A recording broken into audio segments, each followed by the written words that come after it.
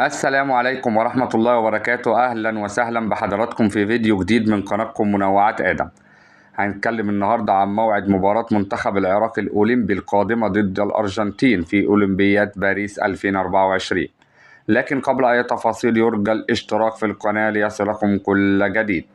بعد فوز أسود الرافدين المثير على أوكرانيا بهدفين مقابل هدف في أولمبياد باريس المقامة حاليا في فرنسا، وبتلك النتيجة حصد منتخب العراق الأولمبي 3 نقاط في صدارة المجموعة الثانية في أولمبياد باريس، بالتساوي مع المنتخب المغربي الفائز على منتخب الأرجنتين بنفس النتيجة.